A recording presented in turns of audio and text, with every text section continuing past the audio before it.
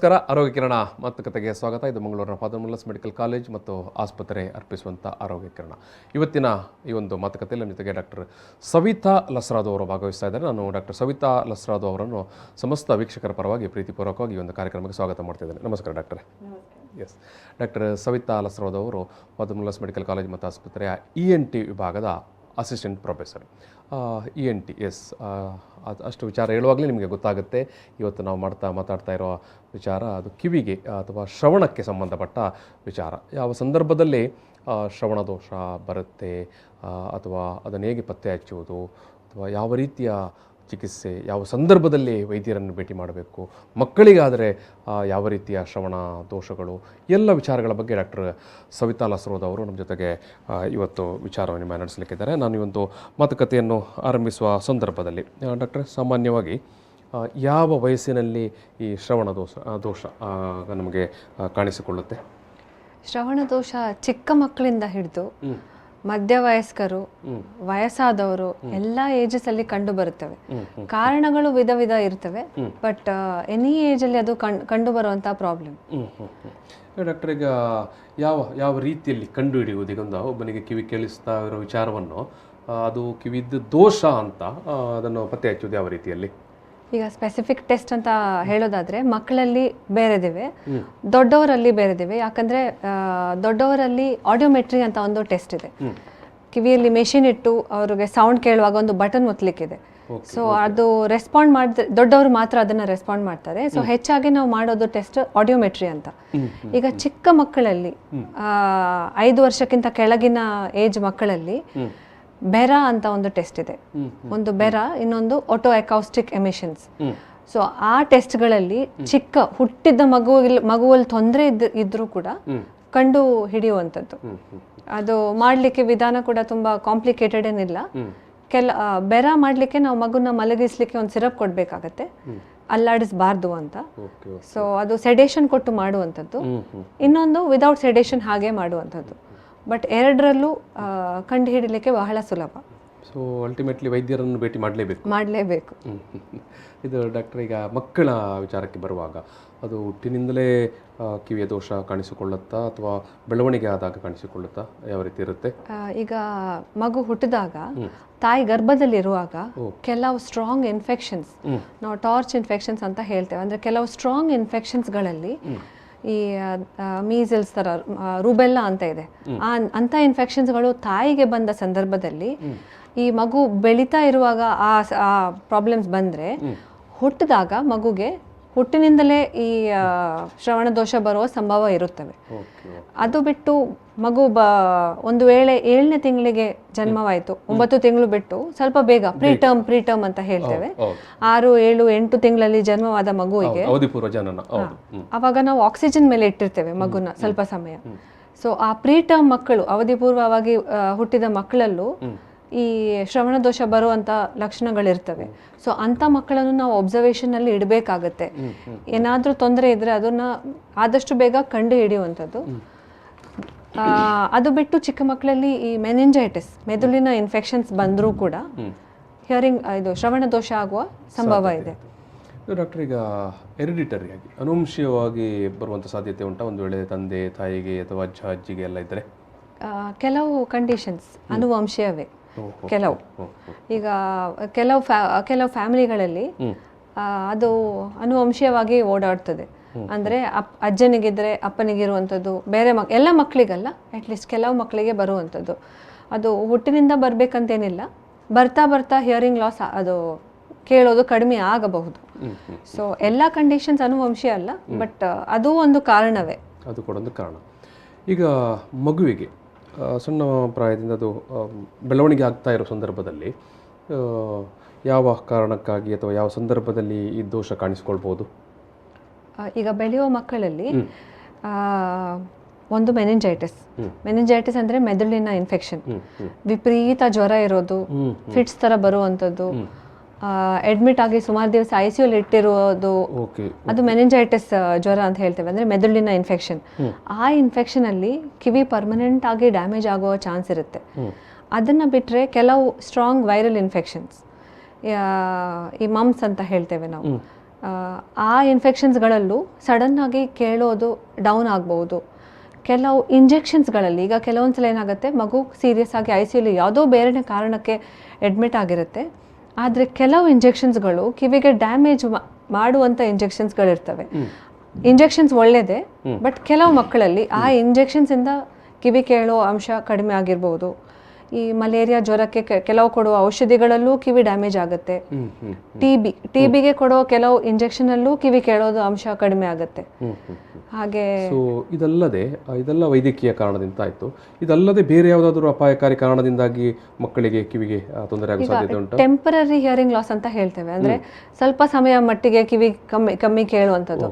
ಹೆಚ್ಚಾಗಿ ನಮಗೆ ಜೋರಾಗಿ ಶೀತ ಆದ್ರೆ ನಾವು ತುಂಬಾ ಫೋರ್ಸ್ ಆಗಿ ಮೂಗು ಕ್ಲೀನ್ ಮಾಡ್ತೇವೆ. ಅವಾಗ ಏನಾಗುತ್ತೆ, ಮೂಗಿದು ಕಫ ಸೀದಾ ಕಿವಿಯಲ್ಲಿ ಜಾಮ್ ಆಗುತ್ತೆ. ಆ ಟೈಮಲ್ಲಿ ಎರಡೂ ಕಿವಿಯಲ್ಲಿ ನೀರು ಸೇರ್ಕೊಂಡ ಆ ಟೈಮಲ್ಲಿ ಕಿವಿ ಎರಡು ಬಂದಾಗುತ್ತೆ. ಕಿವಿ ನೋವು ಸ್ಟಾರ್ಟಿಂಗ್ ಅಲ್ಲಿ ಮಾತ್ರ ಇರುತ್ತೆ, ಮತ್ತೆ ಕಿವಿ ನೋವು ಇರಲ್ಲ, ಆದ್ರೆ ಕಿವಿಯಲ್ಲಿ ನೀರಿರುತ್ತೆ. ಮಕ್ಕಳಿಗೆ ಹೇಳಲಿಕ್ಕೆ ಬರಲ್ಲ. ಆವಾಗ ಮನೆಯಲ್ಲಿದ್ದ ತಂದೆ ತಾಯಿ ಅಲ್ಲ ಟೀಚರ್ಸ್ ಅವರೇ ಫಸ್ಟ್ ಒಬ್ಸರ್ವ್ ಮಾಡುವಂಥದ್ದು, ಮಗು ನಮ್ಮನ್ನ ರೆಸ್ಪಾಂಡ್ ಮಾಡ್ತಾ ಇಲ್ಲ, ನಾವು ಹೇಳಿದ ಕ್ವೆಶನ್ ಸರಿಯಾಗಿ ಉತ್ತರಿಸ್ತಾ ಇಲ್ಲ, ಮುಖ ನೋಡ್ತಾ ಇಲ್ಲ, ಆವಾಗ ಏನೋ ಕಿವಿ ಕೇಳೋದಲ್ಲಿ ಏನೋ ಪ್ರಾಬ್ಲಮ್ ಇದೆ ಅಂತ ಅರ್ಥ. ಅದನ್ನ ಬಿಟ್ರೆ ಕಿವಿ ತಮಟೆಗೆ ತೂತಾದ್ರೂ ಆ ಥರ ಆಗುತ್ತೆ ಚಿಕ್ಕ ಮಕ್ಕಳಲ್ಲಿ. ಕೆಲವು ಇನ್ಫೆಕ್ಷನ್ಸ್ ಅಲ್ಲಿ ಆಗುತ್ತೆ, ಬಟ್ ಕೆಲವು ಪ್ರಾಬ್ಲಮ್ಸ್ ಅದು ಸೆಟ್ಲ್ ಆದ ತಕ್ಷಣ ಕಿವಿ ಕೇಳೋದು ಇಂಪ್ರೂವ್ ಆಗುತ್ತೆ. ಈಗ ನೀವು ಹೇಳಿದ್ರೆ ಏನೋ ಕೆಲವು ಸಂದರ್ಭದಲ್ಲಿ ಶಿಕ್ಷಕರು ಗುರುತಿಸ್ತಾರೆ ಅಂತ. ಈಗ ಸಾಮಾನ್ಯವಾಗಿ ಸಣ್ಣ ಮಗುವಿನ ಈ ಕಿವಿಯದು ಸಮಸ್ಯೆ ಇದ್ದರೆ ಅದು ಪೋಷಕರ ಅರಿವಿಗೆ ಬರಲಿಕ್ಕೆ ಎಷ್ಟು ಸಮಯ ಬೇಕಾಗುತ್ತೆ, ಅಥವಾ ವೆರಿ ಅರ್ಲಿ ಏನೋ ಆರಂಭದ ಹಂತದಲ್ಲೇ ಪೋಷಕರಿಗೆ ಗೊತ್ತಾಗಿರುತ್ತಾ? ಈಗ ಪೋಷಕರು ಕೆಲವು ತಾಯಂದಿರು ತುಂಬ ಗಮನಿಸ್ತಾರೆ. ಸೊ ತುಂಬ ಕೇಳೋದು ಕಡಿಮೆ ಅಂತ ಅನ್ಸಿದ್ರೆ ಅದು ಬೇಗನೆ ಗೊತ್ತಾಗುತ್ತೆ. ಮೇ ಬಿ 1-2 ತಿಂಗಳಲ್ಲೇ ಗೊತ್ತಾಗ್ಬೋದು. ಕೆಲವೊಂದ್ಸಲ ಏನಾಗುತ್ತೆ, ಮಕ್ಕಳು ಈಗ TV ಒಳಗಿರ್ತಾರೆ, ಮೊಬೈಲ್ ಒಳಗಿರ್ತಾರೆ. ಸೊ ತಂದೆ ತಾಯಿ ಏನ್ ಅನ್ಕೊಳ್ತಾರೆ, ಮೋಸ್ಟ್ಲಿ ಮೊಬೈಲ್ ಒಳಗಿದ್ದಾನೆ ಅದಕ್ಕೆ ಕೇಳ್ತಾ ಇಲ್ಲ ಅಂತ, ಆಚೆ ಕಡೆ ಕಾನ್ಸಂಟ್ರೇಟ್ ಮಾಡಿದ್ದಾನೆ ಅಂತ. ಸೊ ಫಸ್ಟ್ 2-3 ತಿಂಗಳು ಹಾಗೆ ಹೋಗುತ್ತೆ. ಬಟ್ ಬರ್ತಾ ಅವ್ರಿಗೆ ಗೊತ್ತಾಗುತ್ತೆ, 1-2 ಸಲ ಕರೆದ್ರು ಕೇಳ್ತಾ ಇಲ್ಲ, ಜೋರಾಗಿ ಕರಿಬೇಕು. ಆ ಡೌಟ್ ಬಂದಾಗ ಕೆಲವೊಂದ್ಸಲ 6 ತಿಂಗಳು ಆಗಿರ್ಬಹುದು, ಕೆಲವೊಂದ್ಸಲ ವರ್ಷನೂ ಆಗಿರ್ಬೋದು. ಸ್ಕೂಲಲ್ಲಿ ಬರ್ತಾ ಇದು ಮಕ್ಕಳದು ರಿಸಲ್ಟ್ ಚೆನ್ನಾಗಿರಲ್ಲ, ಚೆನ್ನಾಗಿ ಓದ್ತಿದ್ದ ಮಗು ಈಗ ಡೌನ್ ಆಗಿದೆ. ಆವಾಗ ಟೀಚರ್ ಕಂಪ್ಲೇಂಟ್ ಮಾಡಿದಾಗ ಕೆಲವೊಂದ್ಸಲ ಗೊತ್ತಾಗುವಂಥದ್ದು. ಬಟ್ ಹೆಚ್ಚಾಗಿ ಬೇಗ ತಿಳಿದಿರೋರು ಗಮನಿಸುವವರು 1-2-3 ತಿಂಗಳೊಳಗೆ ಗಮನಿಸ್ತಾರೆ. ಇಲ್ಲ ಅಂತ ಹೇಳಿದ್ರೆ 6 ತಿಂಗಳು ಆಗ್ಬಹುದು. ಈಗ ಇದರ ಟೀಚರ್ಸ್ ಅಥವಾ ಪೋಷಕರು ಅವರು ಗುರುತಿಸಿದ ತಕ್ಷಣ ವೈದ್ಯರಲ್ಲಿ ಕರ್ಕೊಂಡು ಬರಬೇಕಾ ಮಕ್ಕಳನ್ನು, ಅಥವಾ? ಹೌದು, ಎನಿ ಡೌಟ್ ಎನಿ ಟೈಮಲ್ಲಿ ಯಾರಿಗಾದ್ರೂ ಡೌಟ್ ಇದ್ರೆ, ತಂದೆ ತಾಯಿ ಅಂತಾನೆ ಇರ್ಬೇಕಂತೇನಿಲ್ಲ, ಪೋಷಕರು ಇರ್ಬೋದು, ಟೀಚರ್ಸ್ ಇರ್ಬೋದು, ಅಜ್ಜಿ ಇರ್ಬೋದು, 1-2 ಸಲ ಅವ್ರು ಹೇಳಿದಾಗ ಏನೋ ತೊಂದರೆ ಇದೆ, ಟೆಸ್ಟ್ ಮಾಡಿಸ್ಬೇಕು ಅನ್ಸಿದ್ರೆ ತಕ್ಷಣ ಬಂದು ಮಾಡಿದ್ರೆ ಒಳ್ಳೇದು. ಕೆಲವು ಕಂಡೀಷನ್ಸ್ ಎಷ್ಟು ಬೇಗ ಕಂಡುಹಿಡಿತೇವೆ ಅಷ್ಟು ಬೇಗ ರಿವರ್ಸ್ ಮಾಡ್ಬೋದು. ಈಗ ಮಕ್ಕಳನ್ನು ನಿಮ್ಮಲ್ಲಿ ಕರ್ಕೊಂಡು ಬಂದಾಗ ಯಾವ ರೀತಿಯ ತಪಾಸಣೆ ಸ್ಟಾರ್ಟಿಂಗ್ ಅಥವಾ ಡಯಾಗ್ನೋಸ್ ಯಾವ ರೀತಿ ಮಾಡ್ತೀರಿ? ಈಗ 5 ವರ್ಷಕ್ಕಿಂತ ಕೆಳಗಿನ ಮಕ್ಕಳಲ್ಲಿ ಫಸ್ಟ್ ನಾವು ಕಿವಿಯಲ್ಲಿ ವ್ಯಾಕ್ಸ್ ಇದೆಯಾ ಅಂತ ಚೆಕ್ ಮಾಡ್ತೇವೆ. ಗುಗ್ಗೆ ಇರುತ್ತೆ, ಒಂದೊಂದ್ಸಲ ತುಂಬಾ ಗುಗ್ಗೆ ಸೇರ್ಕೊಳ್ಳುತ್ತೆ. ಆ ಥರ ಏನಾದರೂ ಇದ್ರೆ ನಾವು ಡ್ರಾಪ್ಸ್ ಕೊಟ್ಟು 1 ವಾರ ಬಿಟ್ಟು ಆ ಗುಗ್ಗೆನ ಕ್ಲೀನ್ ಮಾಡಿಸಿದ್ಮೇಲೆ ಮತ್ತೆ ನಾವು OPD ಯಲ್ಲಿ ಮತ್ತೆ ನಾವು ಪೇಷಂಟ್ನ ನೋಡಿದಾಗ ಚೆಕ್ ಮಾಡ್ತೇವೆ. ನಮ್ಮಲ್ಲಿ ಒಂದು ಟ್ಯೂನಿಂಗ್ ಫೋತ್ ಒಂದು ಚಿಕ್ಕ ಸಾಧನೆ ಇದೆ, ಅದನ್ನ ಸ್ಟ್ರೈಕ್ ಮಾಡಿ ಕಿವಿ ಹತ್ರ ಇದ್ರೆ ಶಬ್ದ ಕೇಳುತ್ತೆ. ಅದು ಕೇಳುತ್ತಾ ಇಲ್ಲ ಅಂತ ಅಟ್ಲೀಸ್ಟ್ ಮಗು ರೆಸ್ಪಾಂಡ್ ಮಾಡುತ್ತೆ. 4-5 ವರ್ಷದ ಮಗು, ಅದಕ್ಕಿಂತ ಚಿಕ್ಕ ಮಕ್ಕಳಲ್ಲಿ ಡೈರೆಕ್ಟ್ ಆಗಿ ನಾವು ಬೆರ ಅದೇ ಮಲಗಿಸ್ಲಿಕ್ಕೆ ಸೆಡೇಷನ್ ಕೊಟ್ಟು ಮಾಡುವಂತ ಟೆಸ್ಟ್ ಅದನ್ನ ಮಾಡ್ಬೇಕಾಗತ್ತೆ. 5 ವರ್ಷಕ್ಕಿಂತ ಮೇಲಿನ ಮಕ್ಕಳಿಗೆ ಡೈರೆಕ್ಟ್ಲಿ ನಾವು ಆಡಿಯೋಮೆಟ್ರಿಕ್ ಟೆಸ್ಟ್ ಮಾಡಿಸ್ಬೋದು. ಸೊ ಕಿವಿ ಪರ್ದೆ ಚೆನ್ನಾಗಿದೆ, ಕಿವಿಯಲ್ಲಿ ಗುಗ್ಗೆ ಇಲ್ಲ ಅಂತ ಹೇಳಿದ್ರೆ ನಾವು ಡೈರೆಕ್ಟ್ ಆಗಿ ಆ ಟೆಸ್ಟನ್ನ ಮಾಡಿಸ್ಬೋದು. 15-20 ನಿಮಿಷದೊಳಗೆ ಆ ಟೆಸ್ಟ್ ಮುಗಿಯುತ್ತೆ. ಈಗ ಆ ಮಗುವಿಗೆ ಒಂದು ಗಂಭೀರವಾದಂಥ ಸಮಸ್ಯೆ ಉಂಟು ಅಂತ ಅನಿಸಿದ್ರೆ ಯಾವ ರೀತಿ ಚಿಕಿತ್ಸೆ? ಈಗ ಕೆಲವು ಕಂಡೀಷನ್ಸ್ ಮದ್ದಲ್ಲೇ ಸರಿ ಆಗುವಂಥದ್ದು. ಮದ್ದಲ್ಲೇ ಅದು ಸೆಟ್ಲ್ ಆಗುತ್ತೆ, ಸ್ವಲ್ಪ ಟೈಮ್ ಹಿಡಿಬಹುದು. ಒಂದು ವೇಳೆ ಕಿವಿ ನರ ಡ್ಯಾಮೇಜ್ ಆಗಿದೆ ಅಂತ ಅನ್ಸಿದ್ರೆ ಚಿಕ್ಕ ಮಕ್ಕಳಲ್ಲೂ ಅದು ಆಗುವ ಸಂಭವ ಇರುತ್ತವೆ. ಒಂದ್ಸಲ ನಮ್ಗೆ ಯಾವ ಕಾರಣದಲ್ಲಿ ಅಂತ ಗೊತ್ತಿರಲ್ಲ, ಜ್ವರ ಇರ್ಬೋದು, ಜಸ್ಟ್ ವೈರಲ್ ಇನ್ಫೆಕ್ಷನ್ ಇರ್ಬೋದು. ಸೊ ಕಿವಿ ನರ ಡ್ಯಾಮೇಜ್ ಆದ್ರೆ ಅದಕ್ಕೆ ಚಿಕಿತ್ಸೆ ಕಷ್ಟ. ಅದು ಮದ್ದಲ್ಲಿ ಸರಿ ಮಾಡಲಿಕ್ಕೆ ಕಷ್ಟ, ಯಾಕಂದರೆ ಕಿವಿ ನರವೇ ಡ್ಯಾಮೇಜ್ ಆಗಿರುತ್ತೆ. ಕಿವಿ ನರ ಯಾವೆಲ್ಲ ಕಾರಣಕ್ಕೆ ಡ್ಯಾಮೇಜ್ ಆಗಿರುತ್ತೆ ಡಾಕ್ಟರ್? ಒಂದೇ ಅದು ಇನ್ಫೆಕ್ಷನ್ ಇರುತ್ತೆ, ಇಲ್ಲ ಕಿವಿಯಲ್ಲಿ ಟ್ಯೂಮರ್ ಇರ್ಬೋದು, ಇಲ್ಲ ಎಲ್ಲಾದರೂ ಪಟಾಕಿಯಲ್ಲಿ ಹೊಡೆಯುವಂಥ ಜಾಗದಲ್ಲಿ ತುಂಬ ಜಾಸ್ತಿ ಶಬ್ದ ಆಗೋ ಜಾಗದಲ್ಲಿ ಈ ಕಿವಿ ಹತ್ರ ಬಂದು ಏನಾದರೂ ಪಟಾಕಿ ಹೊಡೆದಿರ್ಬೋದು, ಆವಾಗಲೂ ಕಿವಿ ನರ ಡ್ಯಾಮೇಜ್ ಆಗುತ್ತೆ. ಸೊ ಅಂಥ ಕಾರಣಗಳಲ್ಲಿ ಕಿವಿ ನರ ಡ್ಯಾಮೇಜ್ ಇದೆ ಅಂತ ಹೇಳಿದ್ರೆ ಅದಕ್ಕೆ ಚಿಕಿತ್ಸೆವೇ ಬೇರೆ. ಕ್ರಮೇಣ ಕೇಳೋದು ತುಂಬ ಕಡಿಮೆ ಆದರೆ ಮಿಷಿನ್ ಬೇಕಾಗಬಹುದು, ಹಿಯರಿಂಗ್ ಏಡ್ ಅಂತ ಹೇಳ್ತೇವೆ, ಅದು ಬೇಕಾಗಬಹುದು. ಓಕೆ ಓಕೆ, ಹಿಯರಿಂಗ್ ಏಡ್ ಕೊಟ್ಟು ಅಲ್ಲಿ ನೀವು ಸರಿ ಮಾಡಲಿಕ್ಕೆ ಅವರಿಗೆ ಕೇಳುವಾಗೆ ಮಾಡುತ್ತೆ. ಅದಲ್ಲದೆ ಬೇರೆ ಏನಾದರೂ ಸರ್ಜರಿ ಅಂತದ್ದು ಏನಾದರೂ ಬೇಕಾಗುತ್ತೆ? ಈಗ ನಾನು ನೀರು ಸೇರ್ಕೊಳ್ತದೆ ಅಂತ ಹೇಳಿದ್ನಲ್ಲ, ಕೆಲವೊಂದ್ಸಲ ಏನಾಗುತ್ತೆ ನಮ್ಮ ಕಿವಿ ಪರ್ದೆ ಒಳಗಡೆ ನೀರು ಸೇರ್ಕೊಂಡಿರುತ್ತೆ. 1 ತಿಂಗಳು ನಾವು ಮದ್ದು ಕೊಟ್ಟು ಅದು ಕಡಿಮೆ ಆಗಲ್ಲ. ಸೊ ಮಕ್ಕಳಲ್ಲಿ ಎಡಿನಾಯ್ಡ್ಸ್ ಅಂತ ಇನ್ನೊಂದು ಪ್ರಾಬ್ಲಮ್ ಇದೆ, ಟಾನ್ಸಿಲ್ ಥರಾನೇ ಮೂಗ್ ಹಿಂದೆ ಒಂದು ಎಡಿನಾಯ್ಡ್ ಅಂತ ಇರುತ್ತೆ. ಅದು ದೊಡ್ಡದಿದ್ದ ಕಾರಣ ಕೆಲವೊಂದ್ಸಲ ನೀರು ಸೇರ್ಕೊಂಡ್ರು ಸೆಟಲ್ ಆಗಲ್ಲ. ಅವಾಗ ಎರಡೂ ಕಿವಿಯಲ್ಲೂ ನೀರಿರುತ್ತೆ, ಮಕ್ಕಳದು ಕೇಳೋದು ತುಂಬಾ ಕಡಿಮೆ ಇರುತ್ತೆ, ಸ್ಕೂಲಲ್ಲಿ ಪರ್ಫಾರ್ಮೆನ್ಸ್ ಚೆನ್ನಾಗಿರಲ್ಲ. ಈ ಎಡಿನಾಯ್ಡ್ಸ್ ತುಂಬಾ ದೊಡ್ಡದಿದ್ರೆ ರಾತ್ರಿ ನಿದ್ರೆನೂ ಚೆನ್ನಾಗಿ ಮಾಡಲ್ಲ, ಅವರು ಬಾಯಿ ಓಪನ್ ಮಾಡಿ ಮಲಗ್ತಾರೆ, ಗೊರ್ಕೆ ಹೊಡಿತಾರೆ. ಸೊ ಅಂತ ಮಕ್ಕಳಲ್ಲಿ ನಾವು ಎಡಿನಾಯ್ಡ್ ಇದೆಯಾ ಅಂತ ಚೆಕ್ ಮಾಡ್ತೇವೆ, ಯಾಕಂದ್ರೆ ಈಗ ಕಿವಿ ಕೇಳೋದು ಕಡಿಮೆ ಆಗಿರೋದು ಆ ಎಡಿನಾಯ್ಡ್ ಪ್ರಾಬ್ಲಮ್ ಇಂದ. ಸೊ ಅದಕ್ಕೆ ಶಸ್ತ್ರಚಿಕಿತ್ಸೆ ಮಾಡಬೇಕಾಗತ್ತೆ. ಆ ಎಡಿನಾಯ್ಡ್ ತೆಗೆದು ಬಿಡ್ತೇವೆ ನಾವು ಸರ್ಜರಿ ಮಾಡಿ, ಕಿವಿಗೆ ತಮಟೆ ಮೇಲೆ ಒಂದು ಚಿಕ್ಕ ತೂತ ಮಾಡಿ ಒಂದು ಚಿಕ್ಕ ಟ್ಯೂಬ್ ಹಾಕ್ತೇವೆ. ಎಷ್ಟು ಒಂದು ಆ ಪ್ರೊಸೀಜರ್ ಎಲ್ಲ ನಡೀಲಿಕ್ಕೆ ಅಲ್ಲಿ ಅವ್ರು ಇನ್ಪೇಷಂಟ್ ಆಗಿ ಅಡ್ಮಿಟ್ ಆಗಬೇಕಾಗ್ತದ ಅಥವಾ ಮತ್ತೆ ಎಷ್ಟು ದಿವಸ ಇರಬೇಕಾಗತ್ತೆ? ಅದು ಹೆಚ್ಚಾಗಿ ಇನ್ಪೇಷಂಟ್ ಆಗಿ ಮಾಡೋ ಪ್ರೊಸೀಜರ್, ಅಂಡರ್ ಎನೆಸ್ಥೀಸಿಯಾ ಮಾಡುವಂಥದ್ದು, ಅಂಡರ್ ಜನರಲ್ ಎನೆಸ್ಥೀಸಿಯಾ, ಮಗುದು ಎಚ್ಚರ ತಪ್ಪಿಸಿ ಮಾಡುವಂಥ ಪ್ರೊಸೀಜರ್ ಜಾಸ್ತಿ ಟೈಮ್ ಹಿಡಿಯಲ್ಲ, ಅರ್ಧ ಮುಕ್ಕಾಲು ಗಂಟೆ. ಆದರೆ ರಿಕವರಿ ಟೈಮ್ 1 ವಾರ ಅಷ್ಟೇ. ಹಾಸ್ಪಿಟ್ಲಲ್ಲಿ ನಾವು 2 ದಿವಸ ಇಟ್ಟಿರ್ತೇವೆ, 2 ದಿವಸ ಆದ್ಮೇಲೆ ಡಿಸ್ಚಾರ್ಜ್ ಮಾಡ್ತೇವೆ. ಶ್ರವಣ ದೋಷದ ಬಗ್ಗೆ ನಾವು ಮಾತಾಡ್ತಾ ಇದ್ದೆವು. ಬ್ರೇಕ್ಗಿಂತ ಮೊದಲು ನಾವು ಮಾತಾಡೋ ಸಂದರ್ಭದಲ್ಲಿ ಮಕ್ಕಳ ಶ್ರವಣ ದೋಷ ಮತ್ತು ಅದಕ್ಕೆ ಯಾವ ರೀತಿಯ ಪರಿಹಾರ ಅನ್ನೋ ಬಗ್ಗೆ ಡಾಕ್ಟರ್ ಸವಿತಾ ಅವರು ವಿಚಾರಗಳನ್ನು ನಮ್ಮ ಜೊತೆಗೆ ಹಂಚಿಕೊಂಡರು. ನಾನೀಗ ಮತ್ತೆ ಮಾತುಕತೆಯನ್ನು ಆರಂಭಿಸುವ ಸಂದರ್ಭದಲ್ಲಿ ಈಗ ವಯಸ್ಕರಲ್ಲಿ, ದೊಡ್ಡವರಲ್ಲಿ ಸಾಮಾನ್ಯವಾಗಿ ಅವರಿಗೆ ಆ ತನಕ ಅವರಿಗೆ ಕಿವಿಯದೇನು ಸಮಸ್ಯೆ ಕಾಡಿರೋದಿಲ್ಲ. ಅಂದರೆ ಸಾಮಾನ್ಯವಾಗಿ ಯಾವ ವಯಸ್ಸಿನಲ್ಲಿ ಬರ್ಬೋದು ಮತ್ತು ಯಾವ ಕಾರಣಕ್ಕೆ ಬರ್ಬೋದು ಡಾಕ್ಟ್ರೆ? ಈಗ ದೊಡ್ಡವರಲ್ಲಿ ತುಂಬ ಕಾರಣಗಳಿವೆ. ಒಂದೊಂದ್ಸಲ ಏನಾಗುತ್ತೆ, ಸಡನ್ ಆಗಿ ನಮ್ದು ಕಿವಿ ಕೇಳೋದು ಕಡಿಮೆ ಆಗಿರುತ್ತೆ, ಏನೂ ಕಾರಣವೇ ಇರಲ್ಲ. ಸಾಮಾನ್ಯ ಯಾವ ಏಜ್ಗೆ ಬಂದಾಗ ಆ ಸಡನ್ ಹಿಯರಿಂಗ್ ಲಾಸ್ ಅಂತ ಹೇಳ್ತೇವೆ, ಅದು 20ರಿಂದ 60ರವರೆಗೆ ಎನಿ ಟೈಮ್ ಬರ್ಬೋದು, ಯಾರಲ್ಲೂ ಕಂಡುಹಿಡಿಬಹುದು, ಅಂದ್ರೆ ಯಾರಲ್ಲೂ ಬರೋ ಚಾನ್ಸ್ ಇರುತ್ತೆ. ಸಡನ್ ಆಗಿ ಹಿಯರಿಂಗ್ ಲಾಸ್ ಆಗುತ್ತೆ, ಏನೂ ಕಾರಣವಿರಲ್ಲ. ಆಡಿಯೋಮೆಟ್ರಿ ಮಾಡಿದಾಗ ಕಿವಿಯಲ್ಲಿ ನರ ಡ್ಯಾಮೇಜ್ ಆಗಿರುತ್ತೆ. ಈಗ ಅದು ಎಷ್ಟು ಬೇಗ ಕಂಡುಹಿಡ್ತಿದ್ದೇವೆ ಅಷ್ಟು ಬೇಗ ಅದನ್ನ ರಿವರ್ಸ್ ಮಾಡ್ಬೋದು. ಏನಕ್ಕಂದ್ರೆ ನರ ಒಂದ್ಸಲ ಡ್ಯಾಮೇಜ್ ಆದ್ರೆ ಅದು ಪರ್ಮನೆಂಟ್.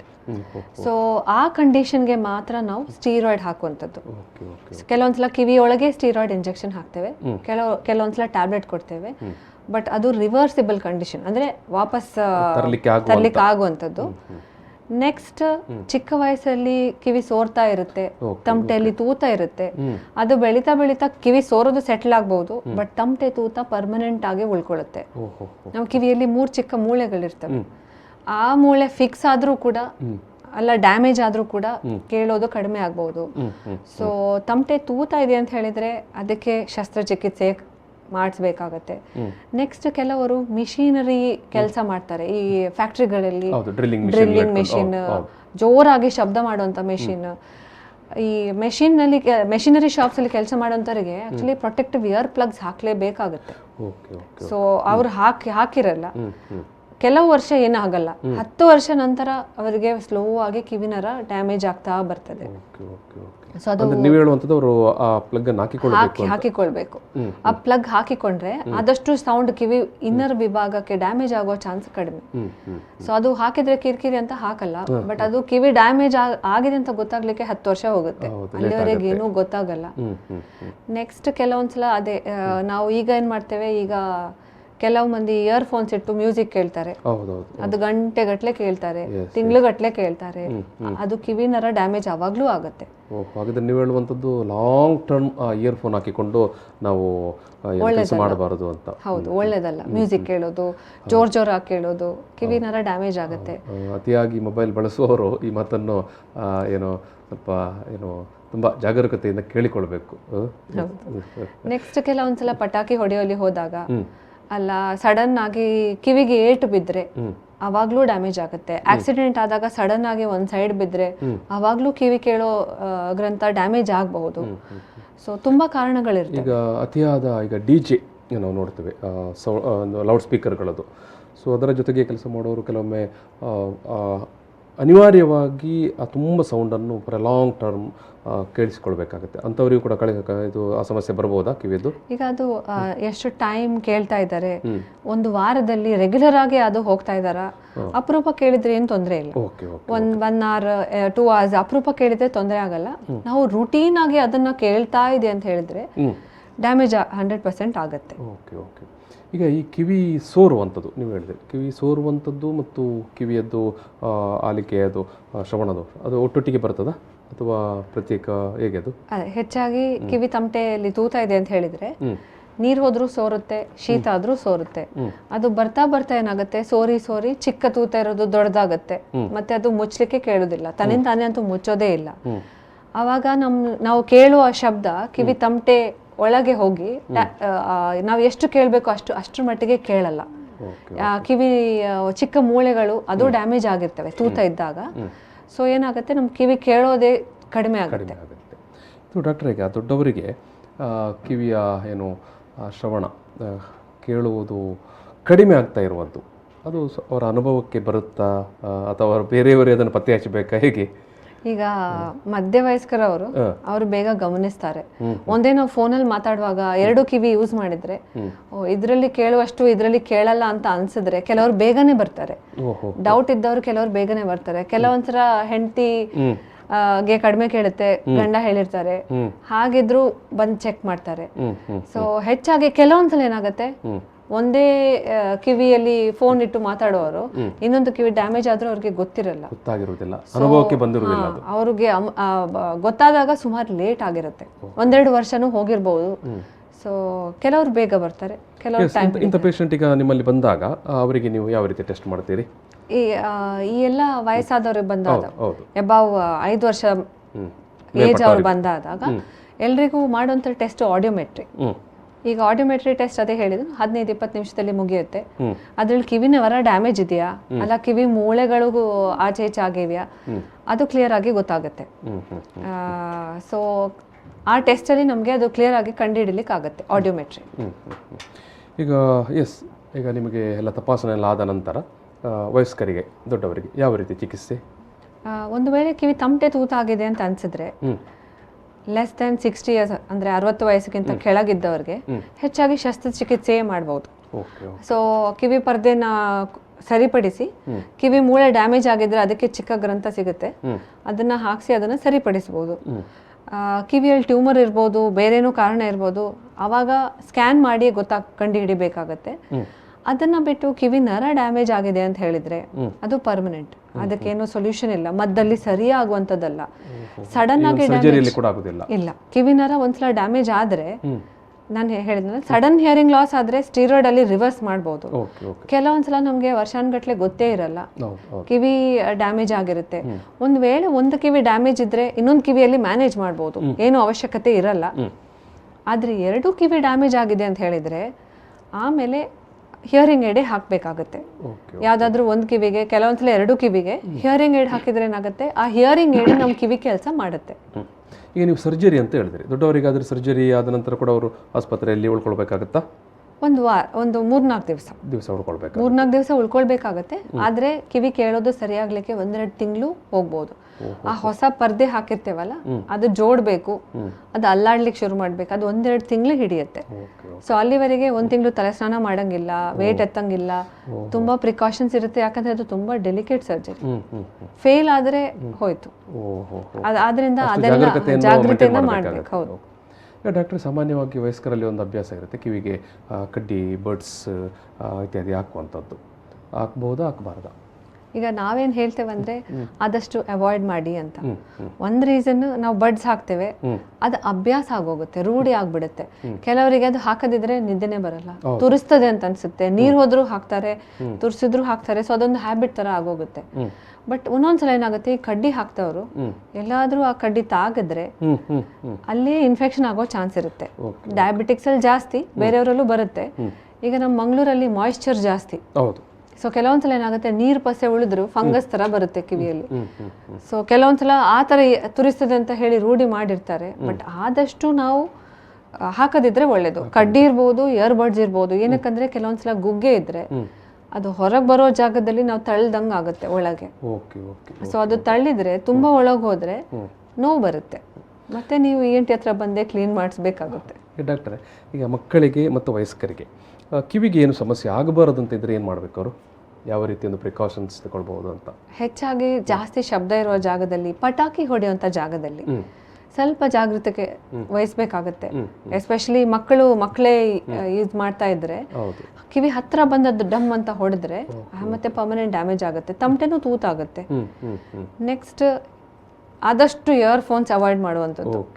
ಈಗ ವರ್ಕ್ ಫ್ರಮ್ ಹೋಮ್ ಕೆಲಸ ಮಾಡೋರು ಏನು ಮಾಡ್ಲಿಕ್ಕೆ ಆಗಲ್ಲ, ಬಟ್ ಮ್ಯೂಸಿಕ್ ಕೇಳುವಂಥದ್ದು, ಅದು ಜೋರಾಗಿ ವಾಲ್ಯೂಮ್ ಆದಷ್ಟು ಜೋರ್ ಇಡ್ತಾರೆ.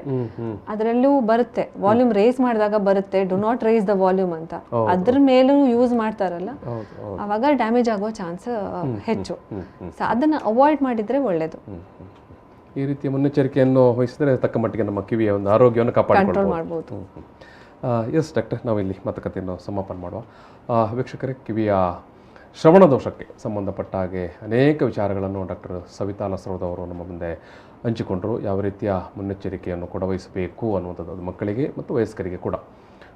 ಎಸ್, ನಾನು ಈ ಒಂದು ಮಾತುಕತೆಯನ್ನು ಸಮಾಪನ ಮಾಡೋ ಸಂದರ್ಭದಲ್ಲಿ ಸಮಸ್ತ ವೀಕ್ಷಕರ ಪರವಾಗಿ ಡಾಕ್ಟರ್ ಸವಿತಾ ಲಸ್ರೋದ್ ಅವರಿಗೆ ಪ್ರೀತಿಪೂರ್ವಕ ಧನ್ಯವಾದ ಸಮರ್ಪಣೆ ಮಾಡ್ತೀನಿ ಡಾಕ್ಟರ್. Thank you. ಎಸ್, ಇದು ಆರೋಗ್ಯ ಕಿರಣ ಮಾತುಕತೆ. ಫಾದರ್ ಮುಲ್ಲಾಸ್ ಮೆಡಿಕಲ್ ಕಾಲೇಜ್ ಮತ್ತು ಆಸ್ಪತ್ರೆ ಅರ್ಪಿಸುವಂಥ ಆರೋಗ್ಯ ಕಿರಣ ಮಾತುಕತೆಯಲ್ಲಿ ಇವತ್ತು ಶ್ರವಣ ದೋಷದ ವಿಚಾರವಾಗಿ ಡಾಕ್ಟರ್ ಸವಿತಾ ಲಸ್ರೋದ್ ಅವರು ಮಾತಾಡಿದರು. ನಾನು ಅವರಿಗೆ ಮತ್ತೊಮ್ಮೆ ಧನ್ಯವಾದ ಸಮರ್ಪಣೆ ಮಾಡಿ ಈ ಒಂದು ಮಾತುಕತೆಯಲ್ಲಿ ಸಮಾಪನ ಮಾಡ್ತಾಯಿದ್ದೇನೆ. Thank you.